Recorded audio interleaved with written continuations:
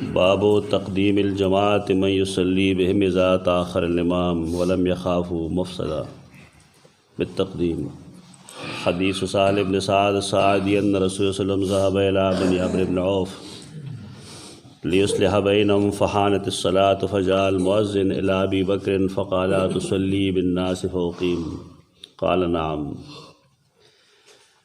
द यौ तफ़सीली हदीस ते द दे ताल्लुक़ हम दे सर दे چې کله امام په مسجد کې نه وي او هغه د چا انتخاب نه کړی د مانځه دپاره نو بیا به څه چل کوو. لکه امام خو انسان دی، هغه چېرته لاړ د ایسارېدلو ډېره اراده نه وه، لیکن ایسار شو تر دې چې مونځ ټایم شو، هغه تعین نه دی کړی د چا، نو بیا به څه کوو. بیا په کارداري مقتدیان الله چې په خپلو کسانو کې غوره کس وګوري او هغه مخکې کړي. غوره په دې لحاظ چې هغه قرآن نه خبري، حدیث نه خبري، د دینی مسایلو نه خبري، د مونځ د مسایلو نه خبري، په امامتۍ باندې پوهېږي او په دې هم پوهېږي چې مونځ په څه ماتېږي او مونځ په څه نه ماتېږي. یعنې د یو پوه سړي غوندې هغه ته اندازه وي چې مونځ خلک څنګه کوي. نو که دې دوران کې امام راشي بالفرض، نو د امام دوه قسمونه دي. یو هغه قسم دی کوم چې امام سیاسی امام هم دی، او یو هغه امام دی چې هغه سیاسی امام نه دی. سیاسی امامان مونږه آیا خلقو ته ویل چې ته مونږه وزیر وایو، صدر ورته وایو، بل څه ورته وایو. نو صحابه کرام با د بل چا دپاره نه رستو کېدل، البته چې رسول الله صلی الله علیه وسلم راغلی دی نو بیا صحابي رستو شوی دی. دې کې مونږ ته یو بله خبر هم داسې ښیي چې پای کې ابوبکر صدیق رضی الله عنه امام کړی شوی دی. یو خبره وه کومه چې پورنه پورې تاسو ویله، او خو مرض الوفات کې و. نبی کریم صلی الله علیه وسلم د وفات نه مخکې تعین کړو د ابوبکر صدیق. هغه تفصیل تاسو 2-3 ورځې کې ویلی دی. په دې کې هم داسې حالت دی چې ابوبکر صدیق مخکې دی او رسول الله صلی الله علیه وسلم نشته، د مونځ دوران کې راغلی دی. او څنګه چې په هغې خبره کې ابوبکر صدیق رستو شوی او د مصلې نه، نو دارنګې په دې معامله کې هم ابوبکر صدیق د مصلې نه رستو شوی و. د نبی حال په دې کې د عام امام نه دی، د دې وجې نه صحابه کرام هغه ته رستو کېږي. سهل بن سعد الساعدي رضی الله تعالی عنہ فرمایي چې رسول الله صلی الله علیه وسلم یو کورنۍ له لړ ته بنو عمر بن عوف، یو کورنۍ ده، د هغې منځ کې څه اختلاف راغلی دی، جګړه شوې ده. رسول الله صلی الله علیه وسلم لیصلح بینهم د هغې د اصلاح دپاره تللی دی چې روغ راشي منځ کې. دا د سیاسي امیر کاري چې هغه د خلکو منځ کې اتفاق پیدا کړي، او دا د معاشرې فریضه ده چې یو خاندان کې څه اختلافات دي چې هغې له هوا نه ورکوي، بلکې هغه اختلافاتو ختمولو کوشش وکړي. زمونږ د زمانې دور کار دا چې خلک هغه اختلافات ډېروي هم، ګوتې پکې وایي، او بل لا چې څوک روغه کوي نو هغه هم د پیسو دپاره ځي. دا لویه برایي د ملک شورو ډېر پخوانه معمولي غوندې خبره باندې به روغه کېږي، په یې کې چې د پیسو خبره شي، دا کوم چې فیصله کوي نو هغه ظالم پیسې اخلي او په زبردستۍ اخلي، او بیا هم د هغې سړي هغه روغه قابل تسلیمي، خلک تسلیموي هغه. که څوک نیک سړی، څوک میا مولا هغه روغه وکړي، هغه څوک خوا خاطر کم نه راولي. زمونږ د عوامو هم ایمانی لیول ډېر کمزوری شوی دی، د دې رویه خو خلقو سره خرابه ده، د دې وجې نه الله خراب خلک مسلط کوي. یو ځای په یو ځمکه باندې جګړه وه، زمونږ یو ملګری دی انور اقبال صاحب، الله دې ښه ساتي. هغه راته ویل فلانې پېژنې مې او بیروغه کېده څو تقریبا 10-12 لکه روپۍ باندې روغه وشوه. پیسې چې امام یانس کې کېښودې هغه راپاڅېد 1 لاک روپۍ دې واغېستې. راته ویل چې فلاني زه به درکړم ښه دا مې نه قرض واغېستی. دا حالات دي زموږ د ملک. یعنې سالسان چې روغه کېږي نه پیسې وایي دا سالسان دي او حرامې پیسې دي خوري بس. نن د ټول نه لویه برایي د حلال حرام تمیز وجود شوی دی. دا زمونږ حالت چې صدا سره نو هر سړی په دې کې دی چې زه پیسې څنګه وام، روډ نه به څنګه وام، پلار نه به څنګه وام، زوی نه به څنګه وام، تره نه به څنګه وام، ماما نه به څنګه وام. یو سړی چې حرامې پیسې خوري لا یحل مالو امرئ مسلم، حلال ندی د یو مسلمان سړي پیسې الا عن طیب نفسه، ترکه مې چې هغه د خپل زړه په خوشحالۍ تعالی نه درکړی حلالیږي نه. حدیث کې راځي رسول الله صلی الله علیه وسلم فرمایي ربما اشعث و اغبر، ډېر کرته داسې خلګي چې ډېر بدحالي. پکار دای چې هغه سره د شفقت او د نرمۍ رویه وکړي شي، سرې ببري پیخ پیبلی جامېش لیدلی. الله فرمایي ما ته لاس پورته کړي او دعا کوي چې یا رب یا رب زه خبره نه منم، سوال نه قبلوم، ولې ملبسو حرام و مشربو حرام، کم لباس چې اغوسته هغه هم د حرامو دی، خېټه کې هم حرام پراته دي. نو انا یستجاب له، زه ولې خبره ومنم. نن د بدحالۍ یو وجه دغه هر سړی روانې کوي، هر سړی روانې کوي. تاسو لین دین وکړئ بیا ورته پته ولګي. زما کافي عمر دی لیکن ما 2 یا 3 کسان داسې لیدي چې مالي معاملاتو کې سم دي، نو ټول غله دي. څه نه څه داغ به درکوي د الله، که کار پې کوي یا به یې کروانې کوي د سره، میټیریل به خراب درکوي، وخت به خرابوي د الله. که غریب دی او که مالدار دی هغه په دې نه دی چې زما خېټه دی حلال لړ شي. دې حرام کاری کار ډېر خراب کړی. او بیا مشر چې دومره بې غیرته شي چې هغه روغه په پیسو باندې کوي، د دې نه زما به خیال څوک هندو وښي.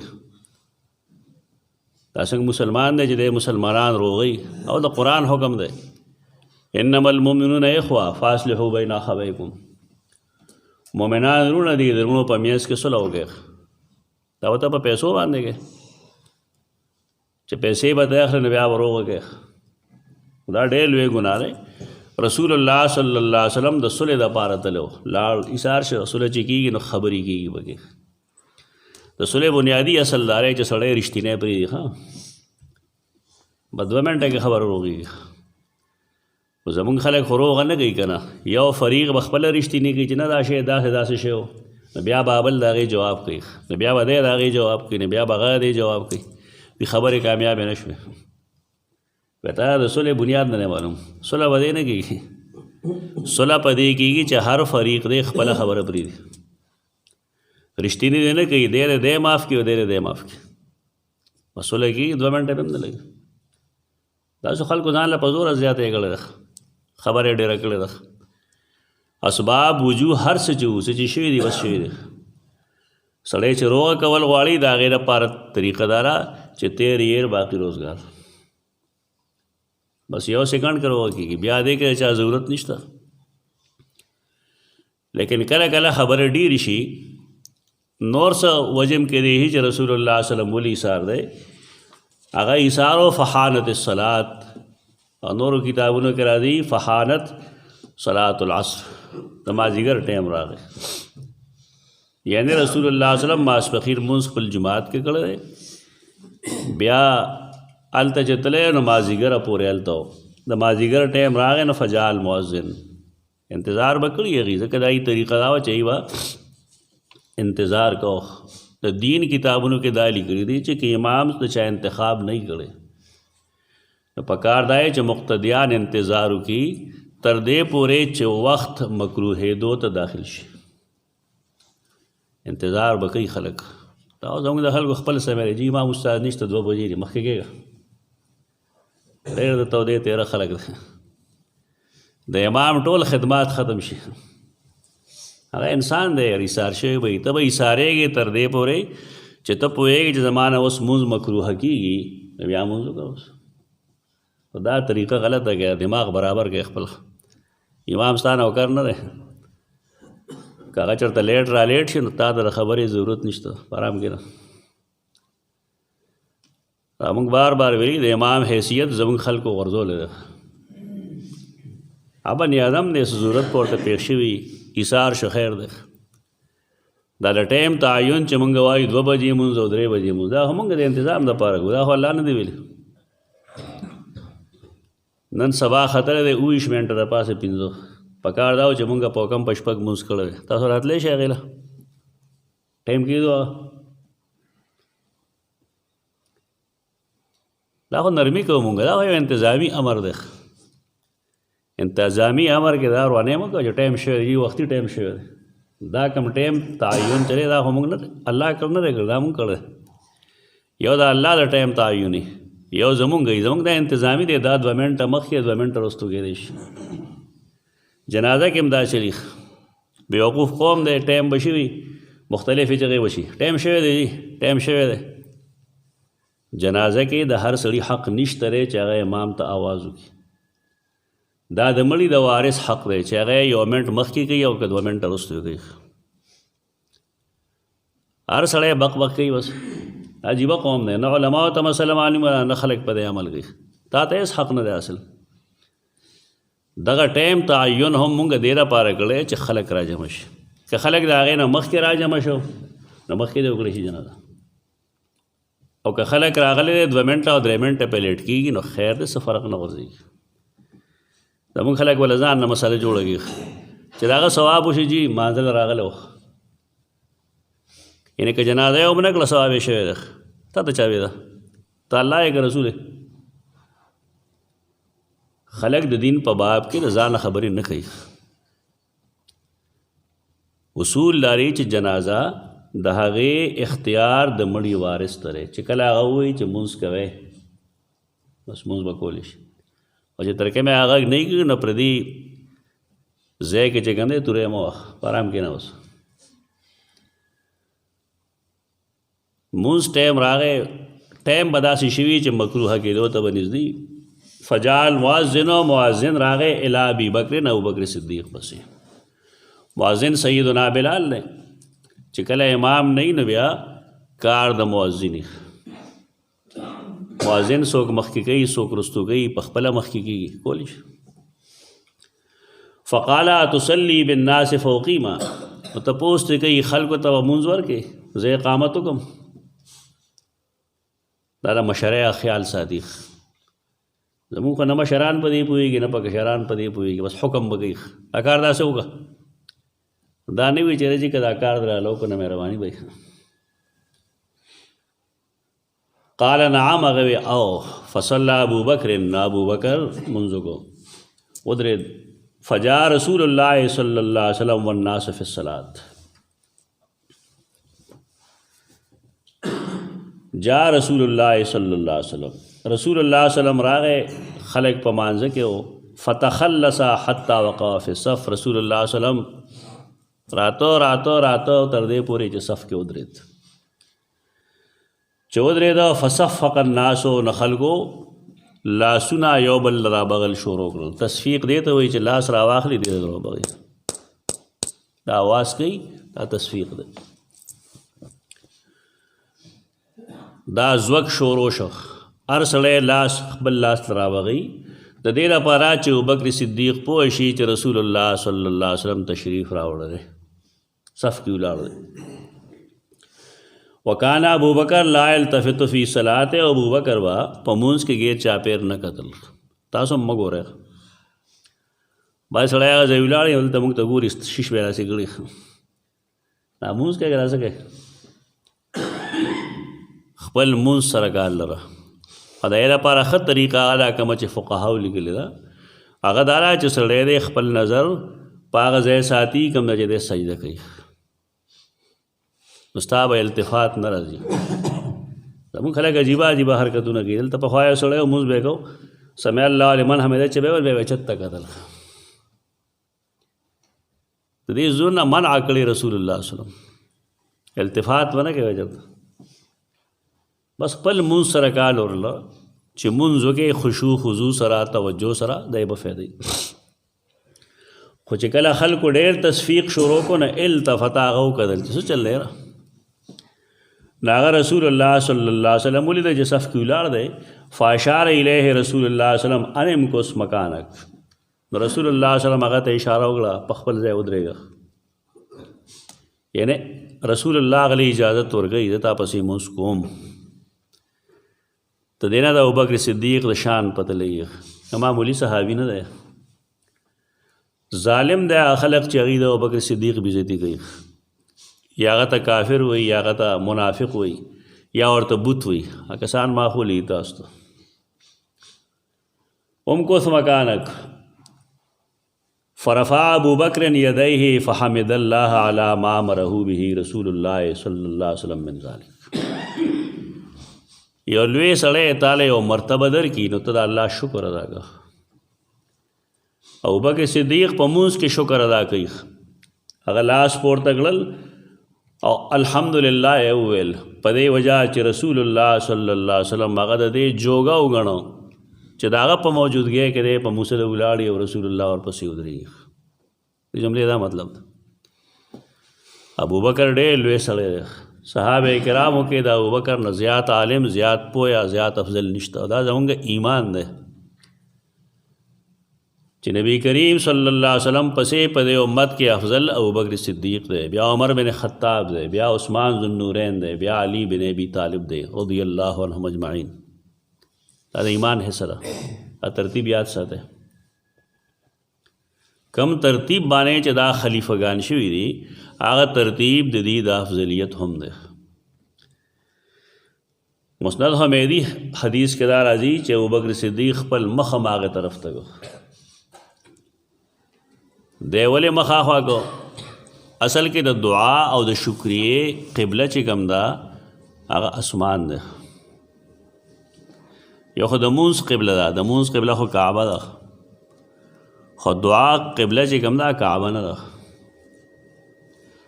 په دې وجه داسې سنت نه دي نه مستحب دي چې سړی دعا کوي نو قبلې ته مخ کړي، هر خوا مخ کولی شي.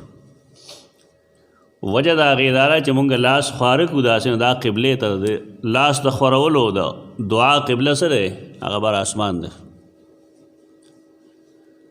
د دې کې دا علمي نکته ده، په دې پوهېږي نه خلک.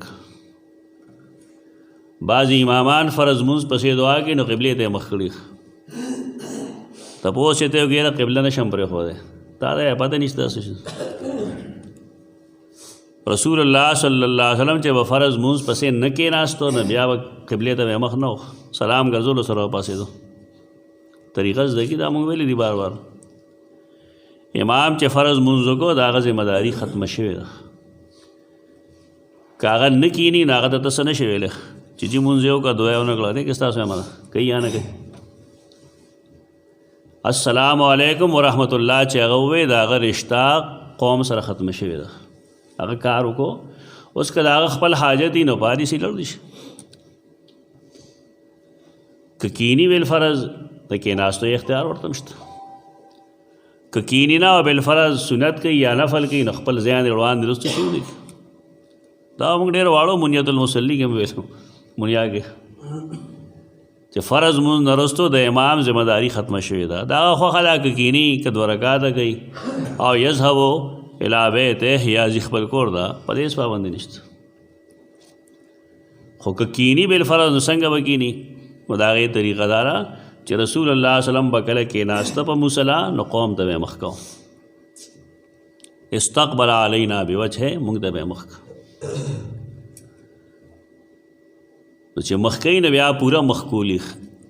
زمونږ امامان به یا داسې ناستي یا به داسې ناستي، ولې هغه ځای کې مخې ته سړی نه ولاړ دی مونځ کوي، نو ستا مخې ته صف شته که نشته دی؟ دلته سړی امام ولاړ دی او دا صف ډک دی، نو هغه سړي دپاره دا سوتره شه که چې داسې مخ کولی شي.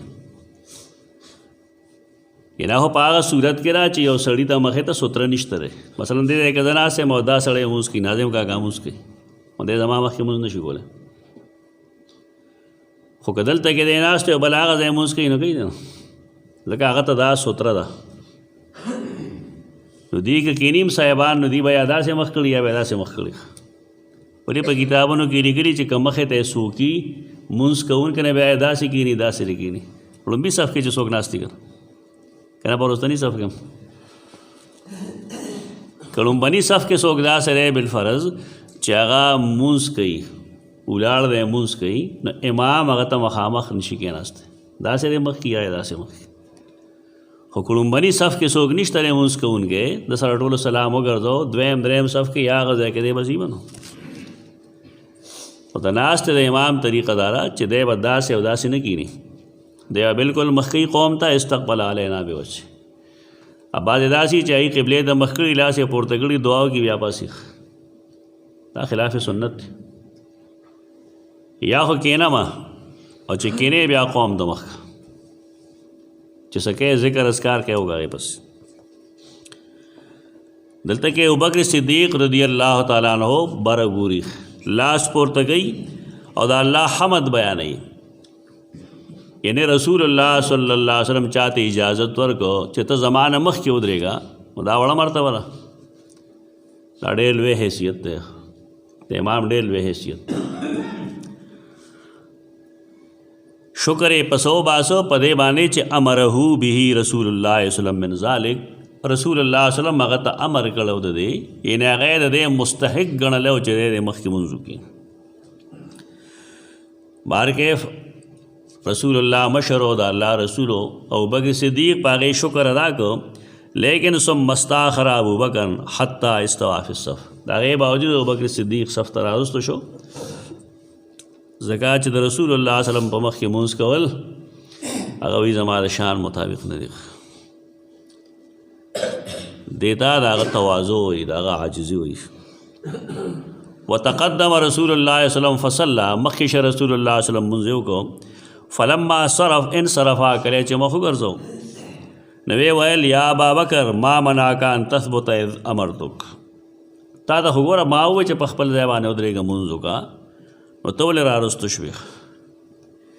هغه رارسته شوی دی د نبي کریم وسلم خبره یې نه ده منلې د عناد د وجې نه ده منلې د ضد د وجې نه ده منلې که د قدر د رسول الله صلی الله علیه وسلم د وجې نه ده منلې. خبرې ته کتل غواړي هغه خبره نه ده منلې بېشک لیکن د رسول الله صلی الله علیه وسلم د قدر د وجې نه ده منلې ما زما لایق نه یم د دې. فقها مونږ خپل استادان نه اورېدل وه چې کله یو سړی به هغې خلیفه منتخب هم که نه چې ته مونځ کوې نو بیا د امام په مسله نه ودرېده شاته به ودرېده. زموږ دې مسلې ته ډېر خلک خوشحالېږي چې زه به کله په دې ودرېږم. هغه لوی جومات ته شاته ودرېږه دې جومات کې یو سړی او داسې ځای به نه ودرېد ملا کاکا الله دې وبخښي چېرته مونږ به نه وو هغه مونځ کوه نه هغه به مسله نه ودرېد شاته به ودرېد ورپسې به خلک ولاړو. پوهه خلک پوهېږي ناپوهه ناپوهه دا خبرې دا وړې وړې خبرې ښکاري خلکو ته لیکن دا ډېرې مودې پورې یادي خلکو ته. خیال ساتل پکاري د امام او د هغه د مسلې په مسلې به اجازت ودرېدل په دې به اجازت ناسته ممبر باندې ناسته جایز نه دي. شاګرد هم دا نه دي پکار چې په جومات کې څه پروګرام کوي د ممبر باندې به تپوس کوي دا تکریمه ده تکریمه وي. بای سیزونه یو سړي پورې خاص دا د امام سیز دی. یو شپه ما درس کول د کې بار راوتم یو سړی ګرځېده را ګرځېده دلته زما مسله پرته وه هغې راواخېست ځان ته خوره کړه نو ما دلته کارپېټ نه یې لګېدلې وي لګېدلې مې ته په دې څه کوې وي ما یې چې پرته مې دا خو زما مسله ده په دې زه تا د اجازت نه ورکوم زما مسله باندې د ودرېدو اجازت چاته نشته دی.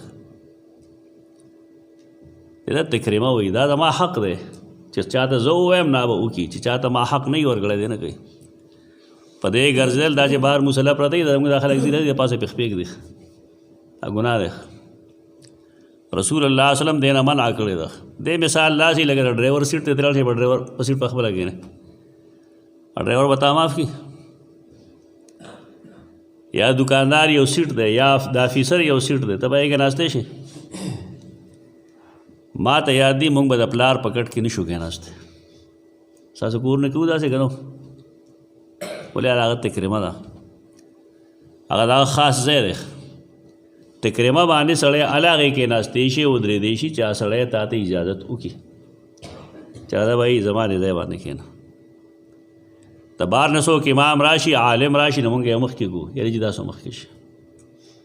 لیکن بل چا دا حق نه دی حاصل چې هغه بې تپوسه مسله باندې ودرېږي یا بې تپوسه په ممبر باندې کینی. دا تکریمه ده.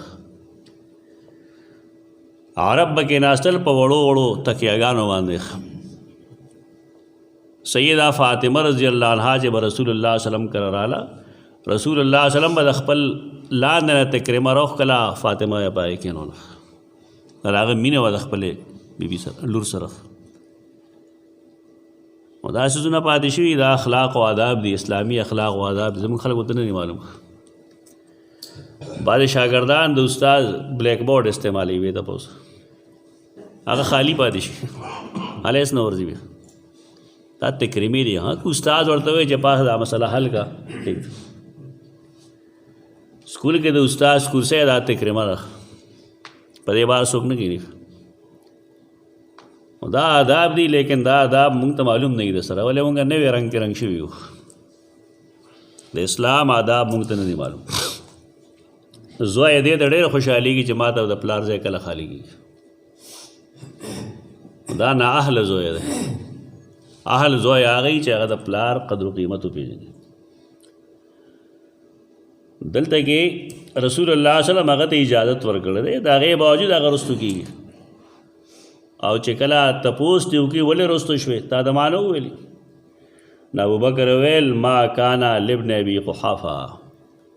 ابو قحافه د ابوبکر صدیق د والد صاحب نوم دی. د صحابي دی عثمان نوم یې خپل رضی الله تعالی عنہ. ابوبکر صدیق مسلمانو ښځه مسلمانه وه پلار یې مسلمانو مور یې مسلمانه وه زامن یې مسلمانان دي لوڼه یې مسلمانان دي. دا درې نسله صحابه دي نیکه زوی او نوسی دا ټول مسلمانان دي. دا شرافت صحابه کرامو کې ډېرو کمو خلکو ته حاصل دی چې درې نسله د هغې صحابه یې. دا ډېر بابرکته کور دی. هغه فرمایل د ابو قحافه د زوی دپاره دا نه ښایي ان یصلي بین یدی رسول الله صلی الله علیه وسلم چې زه د رسول الله صلی الله علیه وسلم نه مخکې ودرېږم. د پلار نوم یې واخېسته د خپل پلار د بېزتۍ دپاره نه زه د معمولي پلار معمولي زوی یم. د نبی کریم صلی الله علیه وسلم په مخ کې زموږ څه حیثیت ماله جایز نه دي چې د هغه موجودګۍ کې مخکې ودرېږم. خو پوه شه چې بس ټیک ده. بیا مرګو نه تپوس وکړو مالی رأیتکم اکثرتم التصفیق من رابه فی شیء فی صلات. تاسو دا ټپار ډېر ولې کوو څه چل دی چې زه وینم تاسو ډېر زیات تصفیق کوو.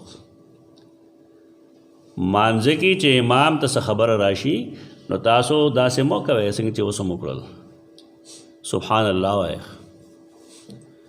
کله خو امام قرائت کې خطا شي نو قرائت کې چې خطا شي نو د تودې تیره کېږه ما سمدستي مه وایه.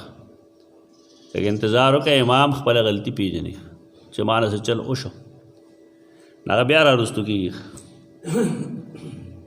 و چې ته پوه شې چې امام غریب دوه درې ځله کوشش وکړه او خوند نه کوي نو بیا ورته لفظ ټیک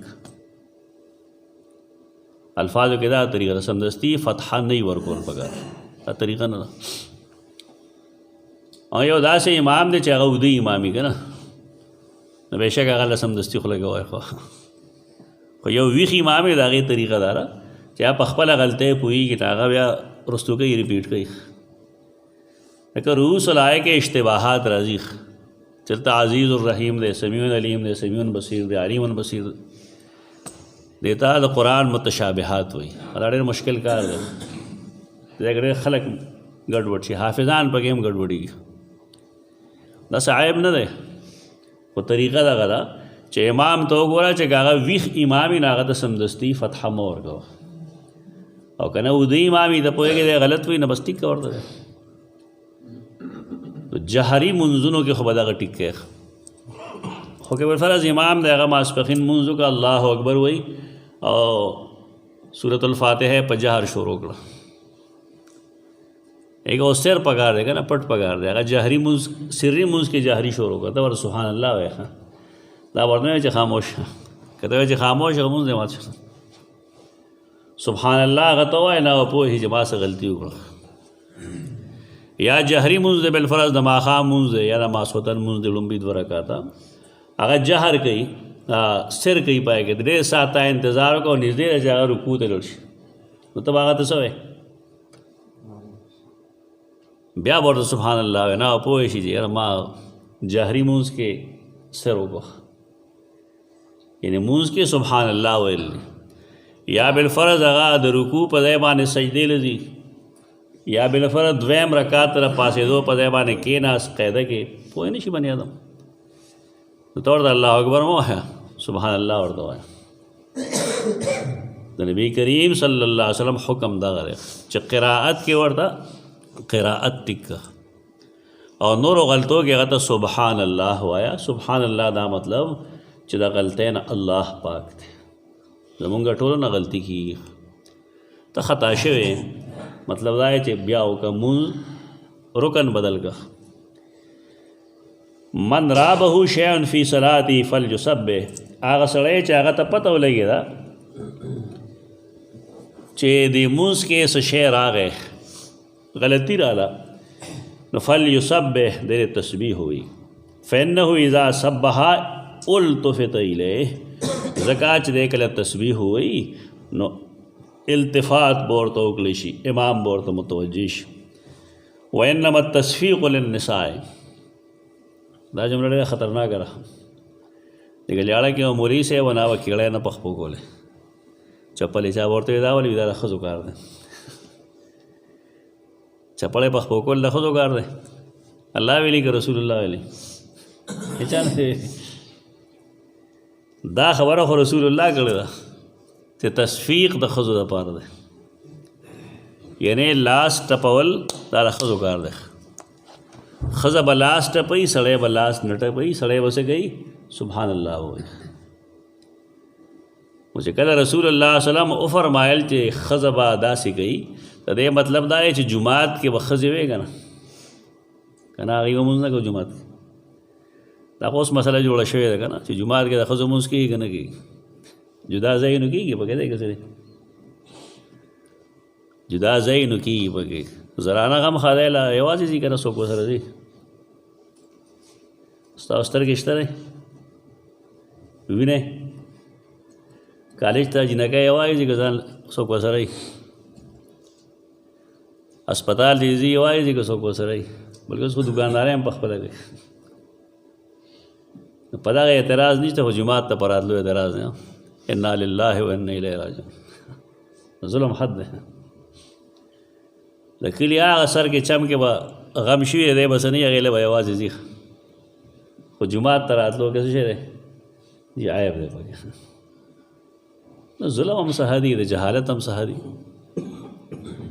زنانه سفر یوازې نشي کولی او سفر پیژنې دا سفر څه ته وایي محرم دی ورسره یا حرام دی د زنانه بغیر د محرم نه سفر حرام دی زنانه به جوماتونو ته راتلی مساجدو ته جدا د هغې د پردې انتظام به او دا کم ترتیب چې مونږ وایو چې اول صف کې به بیا نارینه ولاړي بیا ورپسې غلامان رستو ماشومان هغې نه رستو زنانه دا به ولې وي دا په دې وجه به وي چې زنانه به مساجدو ته راتلی دا فرمایل رسول الله صلی الله علیه وسلم چې که زنانه مساجدو ته ځي نو هغه جوماتونو نه مه منې کوئ صریح حکم دی په دې باندې دا ټیک دی چې د فتنې زمانه ده پی پوهېږو یو زنانه چې بار روزي د بند ټن کې نه روزي احتیاط سره دی روزي ځان سره د څوک راوالي که جومات ته ځي که مدرسې ته ځي که سکول ته ځي که کالج ته ځي نو دلته خو بدقسمتي ده چې مردانه پورې ښځه یوازې ځي خو کلي کې مدرسې ته یوازې نه ځي او د ظلم حد دی که نه د دین نه ولې منې کوې ولې بندوې او د عالم نه چې مسله واوري مونځ ته زده کړي نو ډېر بهتري په ځای دی چې د ښځو غلطه سلطه مسله اوري. نو بهر کیف تصفیق د ښځو دپاره دی. ښځه مونځ کې دا که بالفرض د مقتدیان نارینه دومره ودو چې په غلطۍ پوه نه شو او ښځې تصفیق وکړو نو امام له پکار دی چې هغې ته التفات وکړي، هغه اصلاح کولی شي.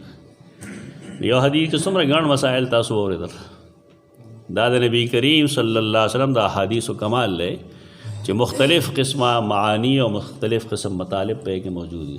اقول قولی هذا استغفر الله.